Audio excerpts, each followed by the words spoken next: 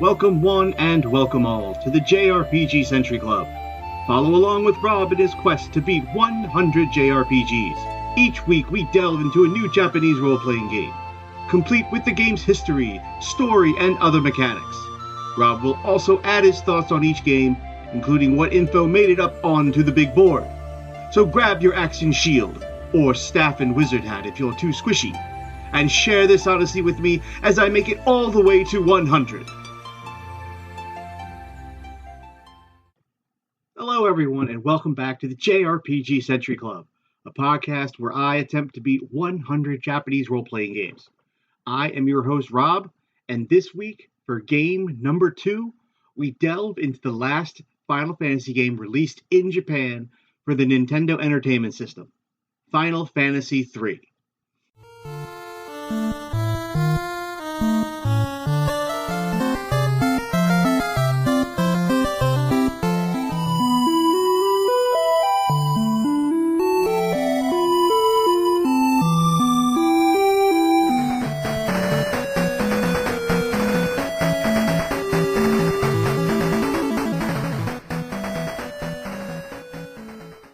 But before we get into Final Fantasy III, let's see how my gaming has been this past week. A couple games on my radar that I've played this week. First off, Fell Seal Arbiter's Mark on the Switch. As of right now, I'm about 8 hours in. I am still trying to figure out proper builds with my created characters. As I've mentioned, this game is an homage to Final Fantasy Tactics. Right now I have 3 main characters with the story, and I have 6 characters that I created on my own. And I'm trying to find the best build for each of these 6 characters. I have some that are fighters, some that are knights. I have a female rogue crossbow sniper. I have a healer. I have a couple magic users. And I'm trying to find the proper build to expand these 6 out to have a good core of players going forward through the main part of the game. Trails in the Sky, second chapter on Steam. I am currently halfway through chapter 4. I've logged about 44 hours into the game. The story is picking up, and I love every bit of this series. I don't care if it takes 100. I don't care if it takes 200 hours. I love this game. I love the story. I love the slow burn in the beginning. I love the build. I love the cliffhangers at the end. So far in the Kiseki series, on the board to be reviewed, I have Trails in the Sky first chapter and Trails of Cold Steel. This obviously is the next game in the series that I am going to be playing. You'll probably find high marks once I get to these Kiseki games. I'm really enjoying just about every aspect of these games.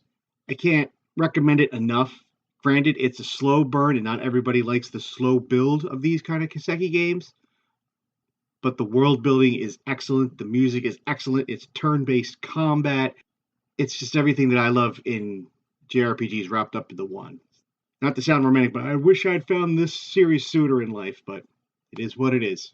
And third, Fantasian on iOS. Fantasian is a game dropped for the Apple Arcade by Hironobu Sakaguchi. I've been playing since the launch date, and I have about 7-8 hours played. I'm enjoying the diorama look, and I'm also enjoying the gameplay. A couple things so far that aren't quite clicking yet. The main character's design, I thought it looked a lot like 2B from the Nier series, until I realized the main character was male. Whoops! Sorry. I agree with some of the other critiques that, although the dioramas look beautiful, the stark contrast from the dioramas to the animated characters running around the screen can be kind of jarring in some places, not all places.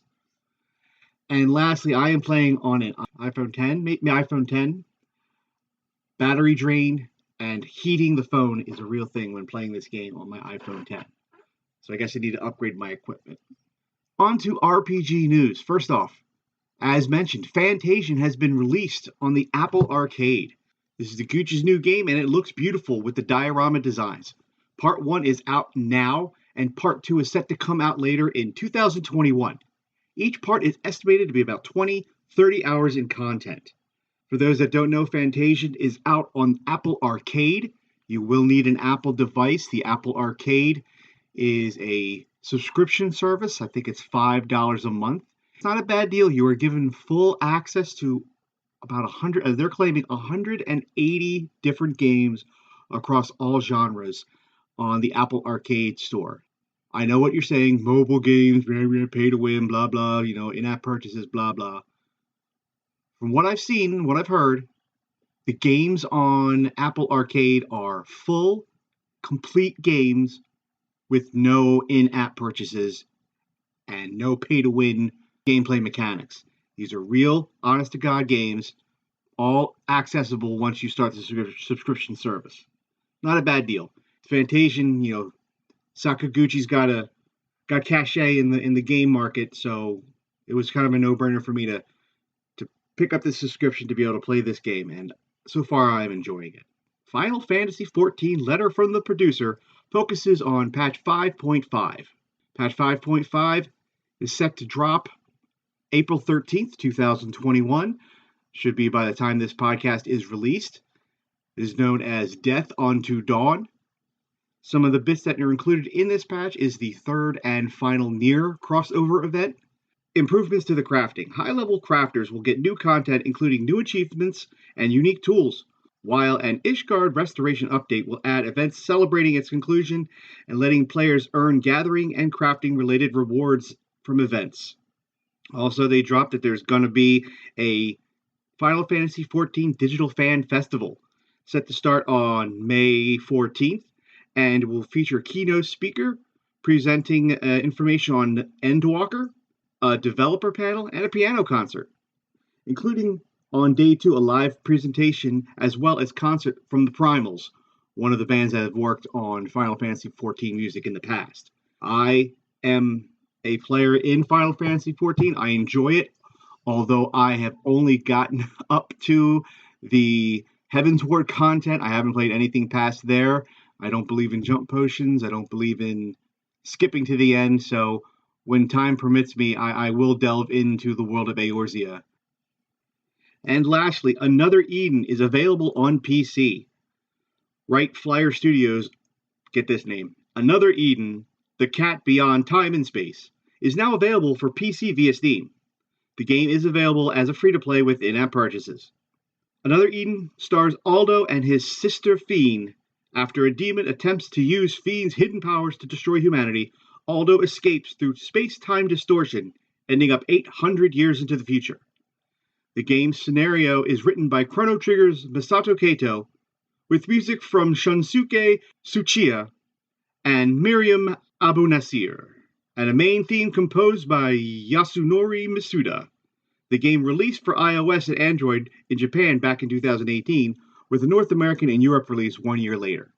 They don't want to say that this is kind of a Chrono Trigger throwback, because that's kind of a triggering thing to say in the gaming world these days. There are members of the Chrono Trigger team working on this game. There are certain themes like time travel and other things that mirror Chrono Trigger. And it's free to play. Granted, IAPs and all that jazz, I get it. Free to play. It's worth giving it a shot, firing it up, and see if you liked it.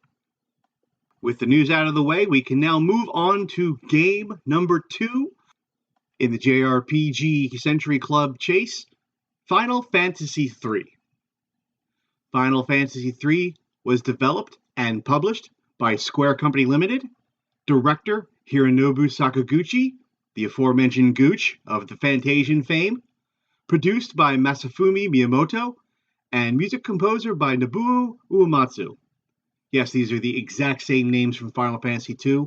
This game was released a year-ish in Japan after the second one. Everybody, good job getting number 2 out the door. Come back tomorrow. We're going to start on number 3, was essentially how it went.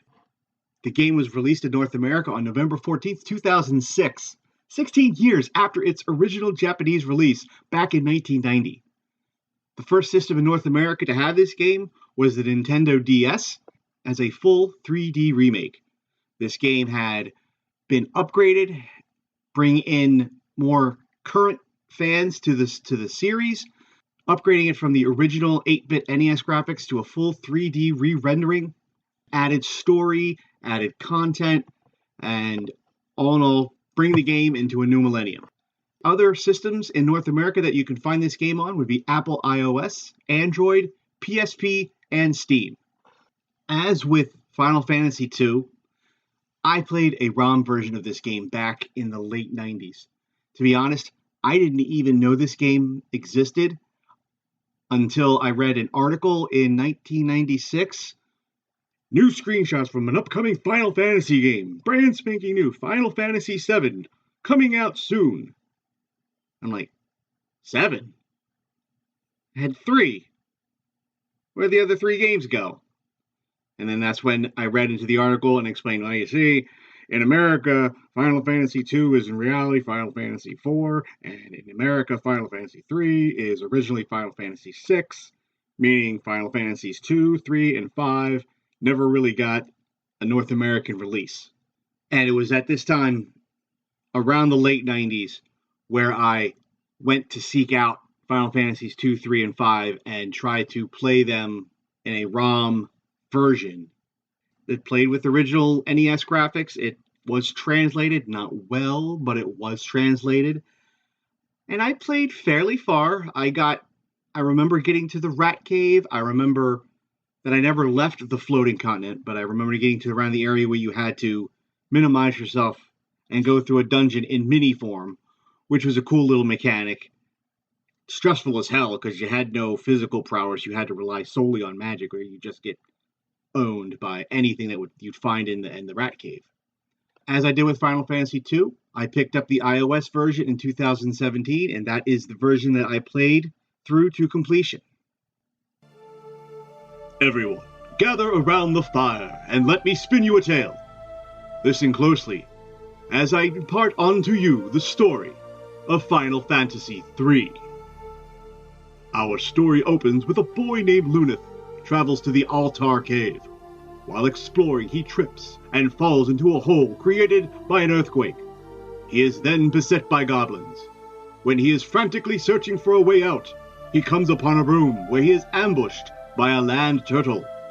After defeating it, he finds the Wind Crystal, which tells him that he has been chosen as a warrior of light, destined to restore balance to the world.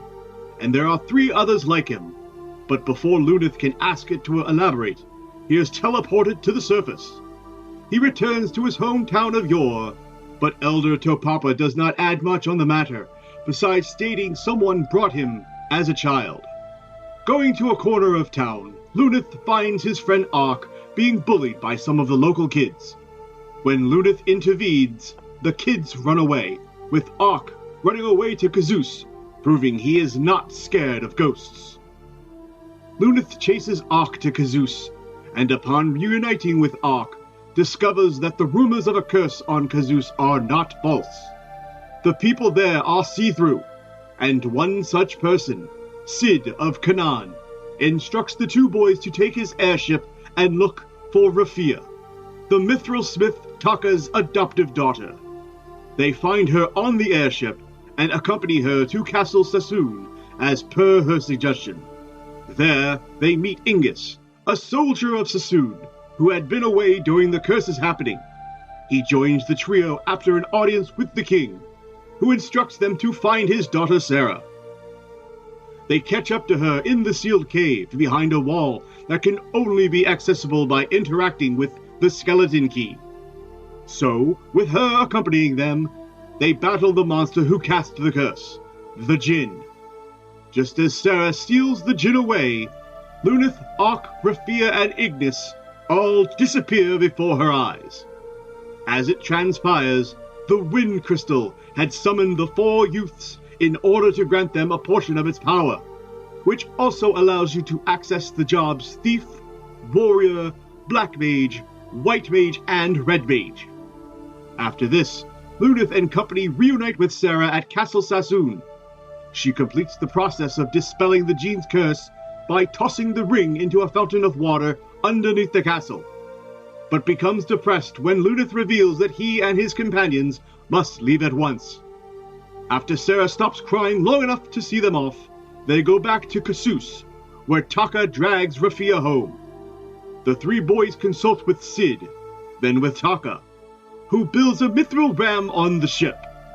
Rafia is not with Taka, when the boys return to ask for a mithril ram, and when the party once more finds her aboard Sid's airship. She had told Taka that she is a warrior of light like the boys, and therefore has to leave. The warriors, with the aid of the airship, demolish the boulder in Nell Valley along with the ship. The 4 warriors of light set out to explore an overworld outside the area in which they were brought up, in order to bring balance back to the world. Their adventures lead them to discover that there lies a whole world beyond the boundaries of the floating continent upon which they were living. In the world below, they discover a warlock named Xandi, one of the 3 apprentices to the legendary Archmage Noah. Xandi is trying to possess the crystals of light, so as to bring forth chaos and disorder. The 4 warriors eventually arrive at the Crystal Tower, where they discover that the Cloud of Darkness is the source of the recent events. The Cloud attempts to create a similar situation to the Flood of Light a millennium earlier, so that the world is pulled into the void. The Light Warriors traverse the domain of the Dark Crystals to free the imprisoned Dark Warriors and defeat the Cloud of Darkness, thereby restoring the crystals and balance to the world. So as we find out with some of the earlier Final Fantasy games, they either focus on story or they focus on gameplay. And Final Fantasy III certainly did not focus on story. It was more of a gameplay, job-based game. There is a story and a variety of characters, but none of the main characters had any real growth, up and down growth, and neither did they stand out as any of the games that come later in this series. All in all, story was good enough, I guess is what I could say. My thoughts on gameplay: this is the traditional turn-based combat. This is the first Final Fantasy game to have interchangeable jobs, along with some warts. Other FF games improve on this format, but Final Fantasy III was the first to have it. Now, in Final Fantasy I, they had job selection, but that was before you started, and that was your jobs, and that's what you did for the rest of the game. What Final Fantasy III did was you could start out as a fighter, you could switch it over to white mage. Maybe I could try to be a black mage. Maybe the best of both be a red mage. You know what? I want to be a fighter. Now, the warts that I mentioned is, I guess, a penalty system. You can switch classes, but the higher up that you were in the class you were moving out of, there would be a penalty system in which the game would say, okay, you'd have to wait 10 battles before you get the full benefits of the class you're moving into. In that limbo time, you would be a shell of your character. You could change jobs, but there would be a penalty involved. And I'll explain later how this really was a bear for me. Graphically, I played with the 3D graphics and the chibi characters. I enjoyed it. NES style graphics don't hold up well. There's a little bit of retro feeling to them, but not really. I enjoyed the extra story and the extra content and the enhanced graphics of the 3D models. Yeah, I enjoyed it. I may sound like a broken record, but the sound and music was very well done. Uematsu does it again. May not be his best OST. There's no one track that really stands out for me, but certainly better than any other composer at the time. And now, a word from our sponsors.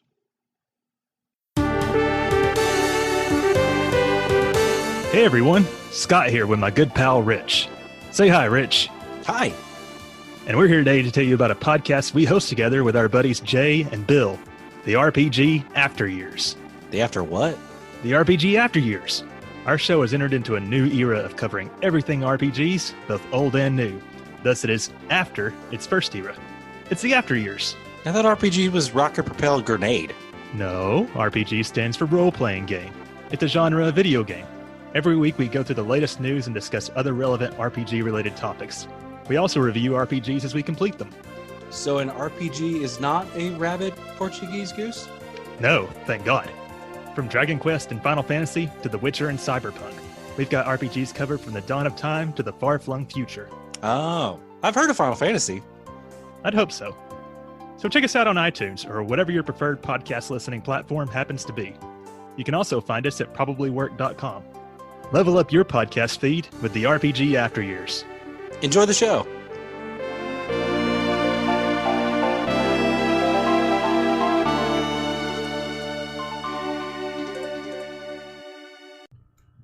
Hey guys, Rob here. Before we get started, I want to let you guys know that this podcast is brought to you by the great guys over at Anchor.fm. Anchor is the easiest way to make a podcast. They're the only guys that I've ever used, and I've never had a problem. Always a great source for your podcasting needs. They have everything in one place. You can do it right from your computer, or if you wanted to, you could even do it straight from your phone. They have creation tools. You can edit, you can record. It sounds great. But the biggest key that I found with Anchor.fm is that they will do all the distribution themselves.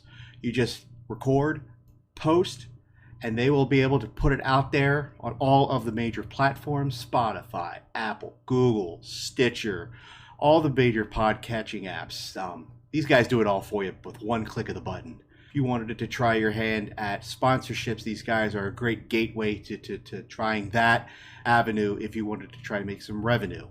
I can't recommend these guys enough. Download the Anchor app or go to Anchor.fm to get started. All right, let's see how this game stacks up on the big board. All right. Okay. Version I played, Apple iOS. My completion date, February 28th, 2017. 41 days after beating Final Fantasy II. My final playtime, 28 hours and 15 minutes. That puts it just above Final Fantasy II, which was just under 27 hours. Final percentage of completion, 94%. This is so far one of 8 games that I've beaten under 100%. I don't try to aim for any kind of percentage of completion. I normally meander my way through games. Like I said, not a completionist, but I try to access as much content as I possibly can. Like I said, 94, I may have been underleveled.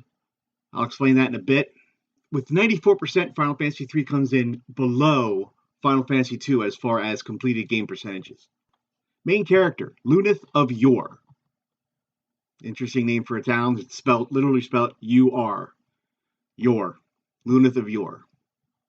Final level, 54. That puts us 12 and a half levels above Firion of Finn. Main character's final max hit points, 3,025. Final boss, Cloud of Darkness. Cloud of Darkness. One of the hardest final bosses in my entire gaming history. I must have made 20 plus attempts to beat her, including trying several different job combinations. Remember, you have a penalty. You have that penalty time, that penalty system that Final Fantasy III utilized. If I had a set group of characters and wasn't getting through to beating the final boss, and I wanted to change jobs, I'd have to go around and grind just making battles to get through that penalty period, to get my characters back to full strength to try and fight the final boss. I'll give you a little backstory. Cloud of Darkness starts the battle flanked by 2, cosmic snakes that are on the left and right of her. One is completely impervious to magic, and the other completely impervious to physical strikes. So you had to have a proper balance of magic and physical to at least take out the cosmic snakes, and then try and plow into the Cloud of Darkness as much as you can. I was able to find the proper combination. I think I used a Viking with the shield. I think I also used a black belt with shurikens, and I also had a summoner and a white mage. The summoner to fire off Bahamut summon spells, and had to have a white mage. There was no way to get through this game without white mages. Looking back, I may have been underleveled, which is odd because my final level for the main character is 54.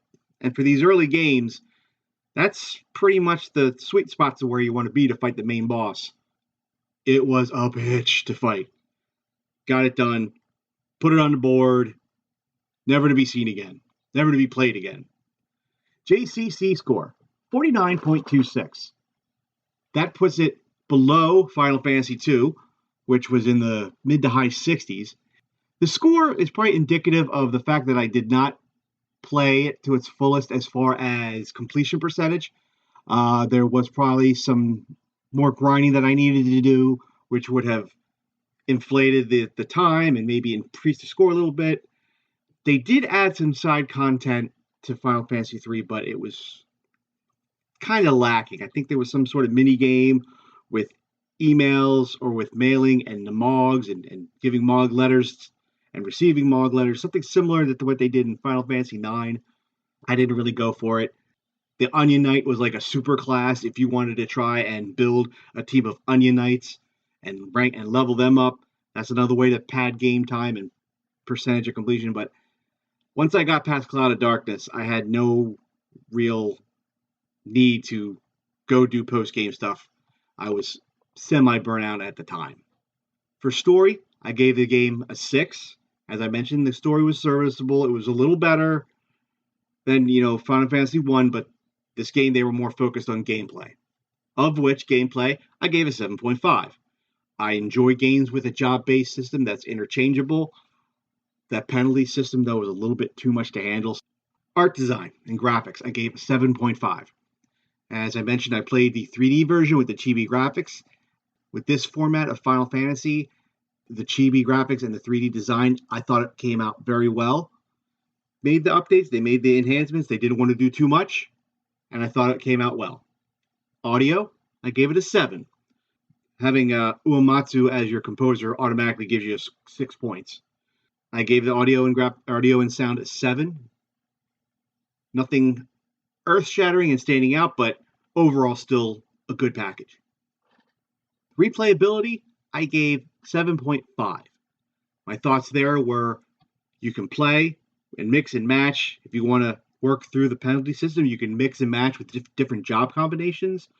You want to have a team of all offensive fighters, go for it. If you want a team of all mages, you could do that too. Add to the challenge, however you want to do it. There is incentive. There are, in the 3D remakes, there are super bosses and some post-game things to do. Like I said, grind up and have a team of Onion Knights. Because from what I hear, if you have a team of maxed out Onion Knights, you can just plow everybody. Overall review score for Final Fantasy III I gave is a 71. That places it 8 points above Final Fantasy II on the board. Metacritic gave this game an 80, which is 9 over my review score, which puts it second behind Final Fantasy II as far as being rated under Metacritic. Final Fantasy II, I rated 16 points under Metacritic, and for Final Fantasy III, it was 9 points. Hopefully in the near future, we can start getting some games that I actually rate above Metacritic. Final Fantasy III, by all means, is not a bad game. Still very much in the early stages of Square's RPG development. They're trying new things. They're learning what works. They're learning what doesn't work. And as we'll see as the games go on, they will hit their stride. Trust me. Preview of next week's game.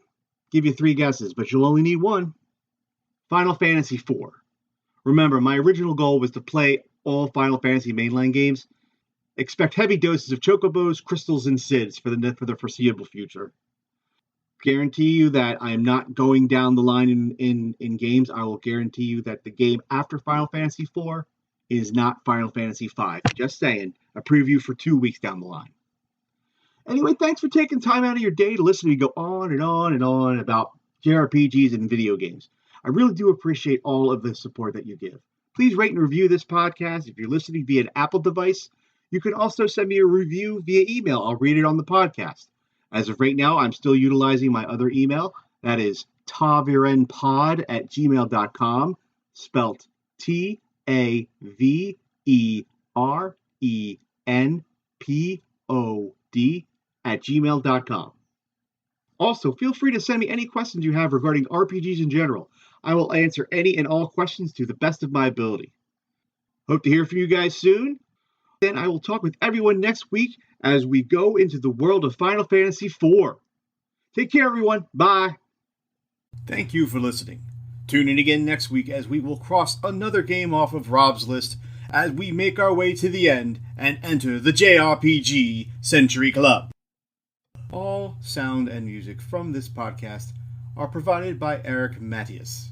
Find all of his great music at soundimage.org.